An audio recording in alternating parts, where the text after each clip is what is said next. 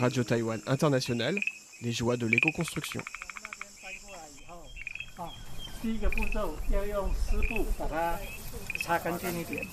Premièrement, on frotte le bambou avec un chiffon mouillé pour le nettoyer. On perce des trous pour mettre quelques gouttes d'huile de vidange usagée. On referme avec des clous en bambou fabriqués avec des baguettes. Et ensuite, dernière étape, on chauffe le bambou au gaz. Attention quand vous allumez le chalumeau. Et là, vous voyez ici, on enlève la partie verte du bambou. Elle s'en va petit à petit. Ça prend du temps. Bienvenue dans ce nouvel épisode des joies de l'éco-construction. C'est Sasa qui vous accueille en vous plongeant directement dans le bain. Nous poursuivons notre série sur Diqiu Huayuan, le mouvement du jardin terrestre, avec un focus aujourd'hui sur la construction d'une cabane en bambou. Ce que vous venez d'entendre, c'est l'accueil des nouveaux volontaires par un volontaire lui-même, Xuan Tong, qui leur a expliqué le processus de préparation du bambou. En quelques mots, je rappelle que le mouvement du jardin terrestre a été fondé par Elsa Feng, de son nom en chinois Yalei. Cela fait déjà une dizaine d'années qu'elle promeut un système alternatif basé sur l'entraide et le fait de nous réinsérer dans le cycle de la nature. L'an dernier, elle a trouvé un terrain à Xingang, dans le comté de Jiayi, où les premiers jalons d'un éco-village ont été posés avec quelques membres du mouvement. Il reste encore beaucoup à faire et ce n'est que le début. Pour Elsa, cela ne se limite pas à un lieu. C'est un état d'esprit et un nouveau modèle économique à mettre en place qui pourrait contribuer à redynamiser les campagnes de plus en plus vieillissantes en donnant accès à la terre aux jeunes Taïwanais qui souhaitent la cultiver et en tissant des liens avec les villageois. Si vous souhaitez en savoir plus, je vous invite à écouter les 2 premiers épisodes sur la jeunesse du projet et les témoignages de participants. Certains habitent sur place, tandis que d'autres ne viennent que ponctuellement, dans le cadre d'ateliers, l'atelier cabane en bambou par exemple. Cela permet de créer du lien, de partager des savoir-faire et de construire un endroit où les gens qui visitent le musée de la campagne juste à côté aimeront venir en famille pour passer un bon moment. Ce projet de cabane permet aussi de faire un pont avec les gens du village, puisque c'est Hong Mingcan, un retraité du coin, qui supervise le chantier. Une cabane, c'est le rêve de chaque enfant. C'est comme un nid. Un oiseau vole par-ci, par-là, puis revient dans son nid. Même adulte, on ne peut pas oublier ce rêve d'enfant. Et je pense que c'est une bonne idée d'utiliser le bambou, un matériau que je connais bien, pour réaliser ce rêve. Je crois que cet endroit a besoin d'une cabane pour attirer les petits comme les grands. Monsieur Hong est ravi de partager ses savoir-faire en matière de construction en bambou. Il a aussi construit récemment, et avec de nombreux volontaires de la région, mais aussi venus de tout Taïwan, un pont en bambou que vous pouvez voir en photo sur la page internet de cette émission, notamment lors de l'inauguration qui était très festive. Cela met de l'ambiance dans ce village en général très calme. Malheureusement, il y a quelques jours, ce pont a été renversé par le typhon Danas qui a durement frappé Jiayi. La cabane, quant à elle, est encore là, même si elle a aussi subi quelques dommages. Ce n'est pas la première difficulté que doit surmonter Elsa et les membres du mouvement, loin de là. C'est simplement un défi supplémentaire à relever et un avertissement qui conforte encore davantage Elsa dans sa conviction que ce projet a du sens. Car face aux catastrophes climatiques de plus en plus fréquentes, il est crucial de bâtir en amont un solide réseau d'entraide et de partage des connaissances pour la reconstruction. Le fonctionnement du mouvement du jardin terrestre est très organique, tout comme la manière dont ce chantier était organisé. Monsieur Hong donnait quelques instructions, puis laissait les volontaires se débrouiller la majeure partie du temps. Je lui ai demandé comment allaient être les murs et le toit.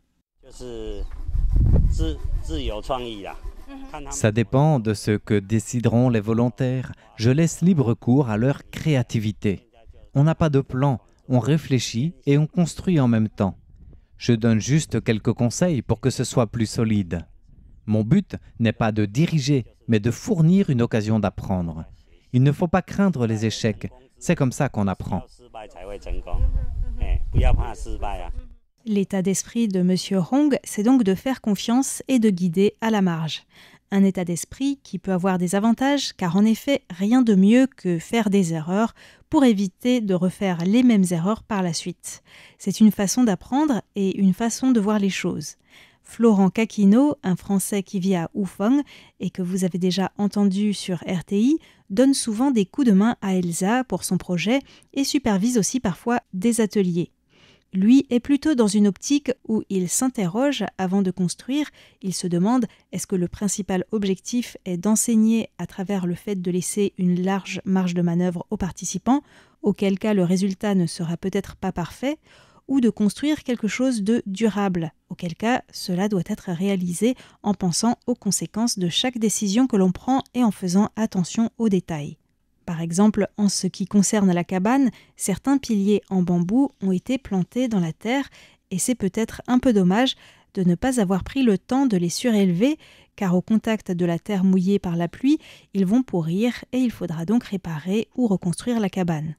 À chaque étape, il y a plusieurs facteurs à prendre en compte, de la transmission des savoir-faire à la qualité du résultat final que l'on veut obtenir. L'équilibre est parfois difficile à trouver et ça dépend de chaque projet. On écoute Florent. Des fois, je reviens et je me dis « Oh là là, qu'est-ce qu'ils ont fait ?» Mais ils l'ont fait. Et ce qui est important, ça dépend de qu'est-ce qui est important finalement. Est-ce que je vais focaliser sur le fait qu'ils n'ont pas bien fait ou est-ce que je vais focaliser sur le fait qu'ils ont pris une décision de faire quelque chose et qu'ils l'ont fait en fonction de ce qu'ils savaient faire. Et ça, c'est important. Après, quand tu reviens, tu leur dis « Ouais, vous auriez pu faire ça et ça et ça. » Ils sont « Ah oui, je... » Et donc, c'est un peu comme l'éducation d'un enfant. Un enfant, il va à l'école pendant 12 ans, 13 ans, 14 ans, 15 ans, 16 ans. Donc ça se construit tout doucement. Et un savoir-faire, ça se construit aussi tout doucement. Le chantier en lui-même, je pense pas que ce soit le plus important. Ce qui est le plus important, c'est que les gens prennent confiance en eux pour se dire « Moi aussi, je suis capable de le faire. Moi, à qui on m'a jamais confié de faire quoi que ce soit de tâches manuelles, je suis capable de le faire. Alors je l'ai fait à mon niveau. J'ai pas l'expérience de la personne qui m'a instruite ou qui m'a guidé, mais je suis capable de le faire. Et cette personne-là, parce qu'on a aussi tous notre durée de vie, les humains, donc il arrive un moment où les élèves doivent prendre le relais du maître. Et ça, c'est incontournable. Récemment, Florent a aidé Elsa à allonger les débords de toit en bambou pour protéger davantage de la pluie le bâtiment principal où se trouvent la cuisine, les sanitaires et le logement des personnes qui vivent sur place. Le premier objectif de Florent était donc la solidité, car on ne sait jamais, même si les typhons sont rares sur la côte ouest, il peut y en avoir. Et bim, quelques semaines plus tard, le typhon Danas est venu tester le dispositif. Verdict, les auvents en bambou ont tenu. Bravo! Florent, qui est surnommé MacGyver parce qu'il trouve toujours une solution, même s'il manque tel ou tel outil ou matériau, cogite beaucoup. Pour lui, l'éco-construction, ce sont des savoir-faire, bien sûr, mais étant donné que les situations dans lesquelles on se trouve sont toujours différentes, il faut aussi réfléchir. Et sa philosophie est tellement intéressante que j'y consacrerai le prochain épisode. Parmi les volontaires pour la cabane, cette fois-ci, il y avait aussi un autre Français qui habite à Taïwan. C'est la deuxième fois qu'il se rend sur place à Xingang pour ce projet, et c'est pratique, il a logé dans un dortoir proposé par un temple non loin de là. Ouais, la première fois, c'était pour préparer les bambous, c'est-à-dire en fait les rendre résistants au temps et aux insectes, donc en les brûlant, en les perçant, en mettant quelques petites gouttes d'huile magique, d'huile de vidange par exemple, et en rebouchant de sorte à ce que les insectes ensuite ne viennent plus et qu'ils résistent au temps. Donc normalement, ceux-là résisteront. Et donc c'était pas mal, j'étais assez curieux puisque ça m'avait déjà bien plu la première fois de voir quelle serait la suite donnée à ces bambous, ce qu'ils en feraient. Je trouve que le bambou c'est un très beau matériau qui donne vraiment envie de faire des tas de choses en fait. Et là, comme en plus c'est un peu traditionnel à Taïwan, il y a eu beaucoup de construction en bambou, en tout cas je l'imagine, donc il y a un savoir-faire et apprendre ça, je trouve que c'est drôlement bien. Voilà, ça me plaît beaucoup. Cette fois-ci, il s'est concentré sur l'apprentissage des nœuds en fil de fer pour lier les bambous entre eux. François a quelques bambous dans son jardin en Charente et cette expérience lui a donné quelques idées de bricolage. Une clôture en bambou, un auvent pour faire de l'ombre ou autre. Le bambou est un matériau qu'il avait déjà utilisé en France pour consolider un petit cabanon et même pour construire un radeau et naviguer quelques jours dans le Lot. Ce petit périple lui a laissé d'excellents souvenirs. À tout moment, il pouvait s'arrêter pour nager, pour pêcher ou bivouaquer. Et il a particulièrement apprécié le fait qu'à la fin du voyage, il a simplement dissocié le radeau et laissé flotter le bambou au fil de l'eau. Ça n'a rien à voir avec un bateau construit avec des matériaux qui mettront des siècles à se décomposer. Yo Xiang est elle aussi venue pour un week-end de 4 jours. Elle a une petite expérience en bambou sur les chantiers à Taïwan et elle adore ce matériau de construction. Comme moi, elle a constaté que souvent sur les chantiers de construction en matériaux naturels à Taïwan, il y a beaucoup de femmes et je lui ai demandé si elle avait des pistes pour essayer de comprendre pourquoi.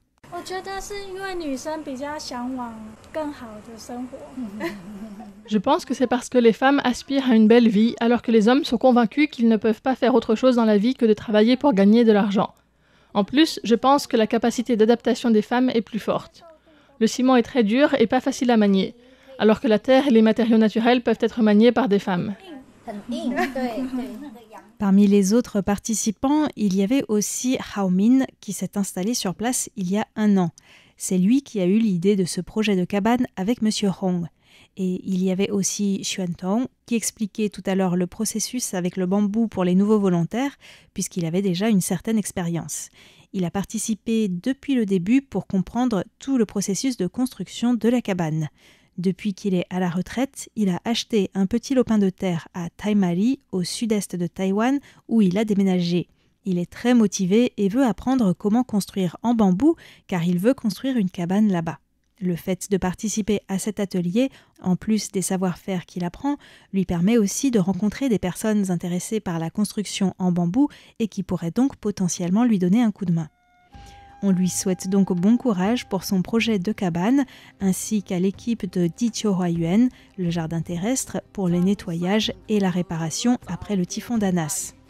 Quant à nous, nous poursuivons cette série la semaine prochaine par une discussion avec Florent, puis la semaine d'après avec un épisode sur pourquoi est-il si difficile de créer des écovillages à Taïwan, et enfin nous terminerons avec un épisode consacré au musée de la campagne qui a mis le terrain à disposition d'Elsa et de la communauté Diqiuhuayuan.